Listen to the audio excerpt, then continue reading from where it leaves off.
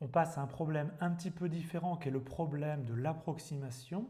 On nous donne une fonction, donc généralement compliquée, et on veut trouver une fonction plus simple qui l'approche, et nous on va travailler sur l'intervalle -1, 1. Et donc pour ça, on va utiliser les polynômes de Tchebychev. Donc je vous montre les polynômes de Tchebychev, je vous donnerai la définition juste après. Donc le polynôme de Tchebychev T1, c'est tout simplement le polynôme x. Donc voici le graphe. Le polynôme de Tchebychev T2, c'est un polynôme de degré 2. T3, c'est un polynôme de degré 3. T4 est donc en général un Tn est un polynôme de degré n. Voici T4, T5, T6, etc. Donc qu'est-ce qu'ils ont de spéciaux ces polynômes? C'est que vous voyez, entre -1 et 1, ils se comportent un petit peu comme une sinusoïde.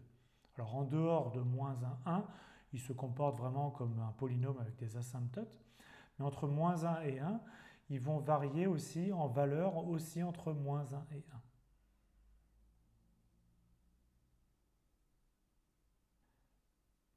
On peut définir les polynômes de Tchebychev de deux façons.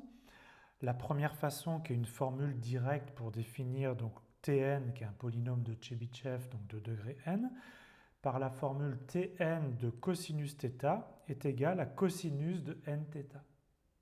Donc ça, c'est une formule directe et qui explique pourquoi le comportement des polynômes de Tchebychev sur -1, 1 a l'allure d'une sinusoïde.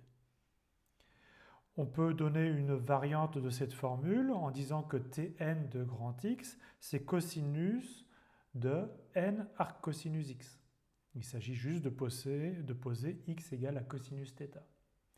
Bon, avec ces formules, c'est quand même pas très clair qu'on définit un polynôme, d'accord? C'est pour ça qu'il y a une deuxième façon de les définir, qui est une définition par récurrence, et là, ça va être clair que c'est des polynômes. Donc, on pose T0 de grand X est égal à 1, donc le polynôme Tchebychev au niveau 0, c'est le polynôme constant égal à 1. T1 de X, on l'a déjà dit, c'est grand X.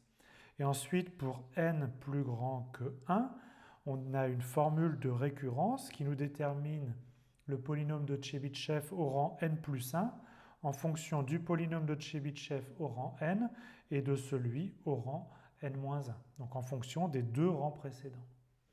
Cette formule-là, c'est que Tn plus 1, c'est 2 grand X fois Tn moins Tn-1. Donc une fois que vous avez défini les deux premiers, vous allez ensuite pouvoir calculer le suivant, et puis par récurrence, de proche en proche, vous en calculez autant que vous voulez. Donc par exemple, une fois qu'on connaît T0 et T1 qui eux sont imposés, on peut calculer T2, et T2 ça fait 2x au carré moins 1. Une fois qu'on a calculé T2 avec l'aide aussi de T1, on peut en déduire T3 qui est 4x³ moins 3x. Et maintenant qu'on a T3 et T2, on peut en déduire T4, etc. etc.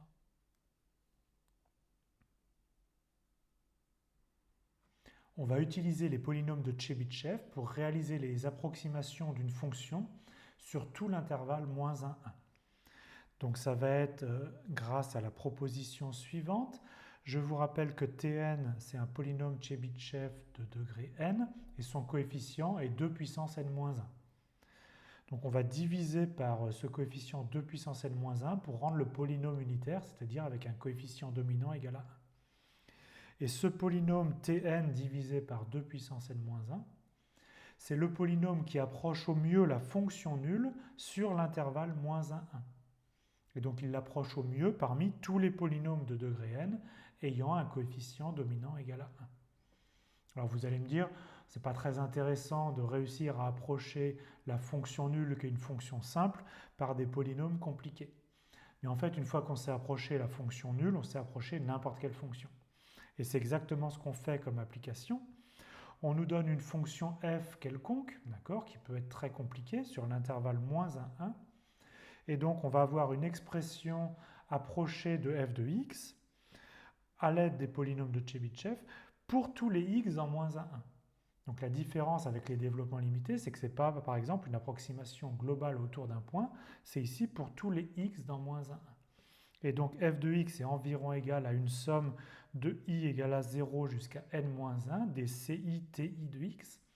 Donc TI, bien sûr, c'est les polynômes de Tchebychev ici qui interviennent, donc de degré 0 jusqu'à n-1. Et CI, c'est des coefficients réels qu'il faut déterminer. Et je vous renvoie au livre pour savoir comment les calculer.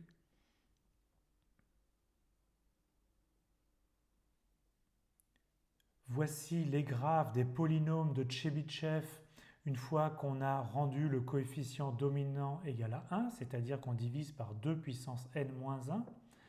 Donc vous avez en bleu le graphe du polynôme Tchebychev de degré 2 divisé par 2. En rouge, vous avez le graphe du polynôme Tchebychev de degré 3 divisé par 2 au carré, donc divisé par 4, etc.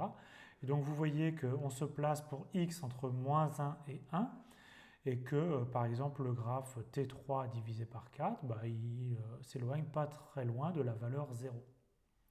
Et puis, plus les degrés vont augmenter, meilleure va être l'approximation pour tous les x entre moins 1 et 1. Et donc regardons ici en noir le graphe de T6 divisé par 2 puissance 5. Vous voyez qu'on oscille mais on s'éloigne pas beaucoup de la valeur 0. Donc on est très très proche partout de la valeur 0. Ça uniquement entre moins 1 et 1. Par contre, dès qu'on s'éloignerait de moins 1 ou de 1, là on aurait des valeurs qui grandissent vers plus l'infini.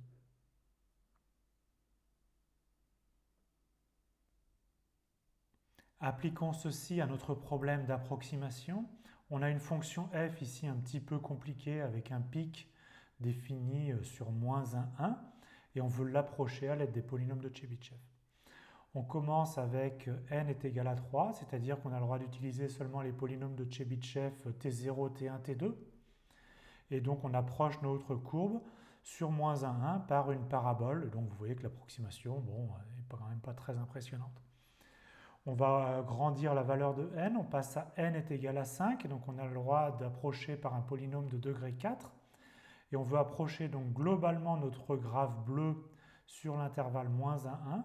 Et vous voyez qu'on trouve un polynôme de degré 4 qui oscille quand même un petit peu comme notre fonction qu'on veut approcher. Plus on augmente la valeur de n, meilleure sera l'approximation. Ici, pour n égale à 7, on trouve un polynôme qui approche quand même raisonnablement notre fonction sur l'intervalle moins 1, 1. Et puis pour n égale à 9, on obtient quand même une très bonne approximation.